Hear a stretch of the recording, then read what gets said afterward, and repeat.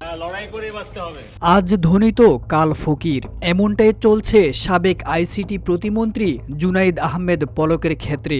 অর্থ সংকটে কারাগারে মানবেতর জীবনযাপন করছেন তিনি, এমনকি চিড়া মুড়ি খাওয়ারও টাকা নেই তার কাছে। কারাগারে ব্যারিস্টার সুমনের সঙ্গে রুটি কলা ভাগ করে খান বলে জানিয়েছেন জুনাইদ আহমেদ পলক। আদালতে কথা বললেই আইনজীবীরা রিমান্ড বাড়িয়ে দেয় বলেও অভিযোগ করেন পলক। এ সময় তিনি বলেন, জেলখানার জীবন মারাত্মক শিক্ষার জীবন, সবার কম করে হলেও 7 দিন জেলে থাকা উচিত। যদি কখনো কারাগার থেকে বের হতে পারি তখনও এই কথাই বলবো।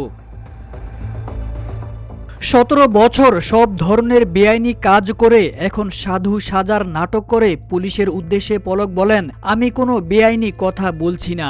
এমনকি সাংবাদিকের উদ্দেশ্যেও তিনি বলেন, আমাদের নিয়ে লেখার সময় আপনারা একটু সদয় হবেন।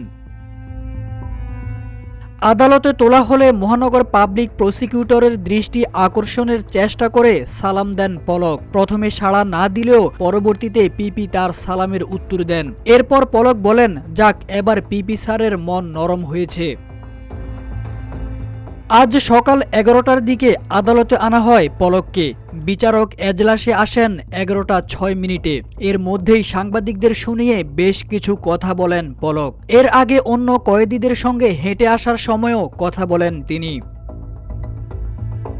শুনানি শেষে পলককে ধানমন্ডি থানার মামলায় গ্রেপ্তার দেখানোর আদেশ দেন ঢাকা মেট্রোপলিটন ম্যাজিস্ট্রেট। পরে তাকে চিফ মেট্রোপলিটন ম্যাজিস্ট্রেট আদালতের গারদখানায় নিয়ে যাওয়া হয়।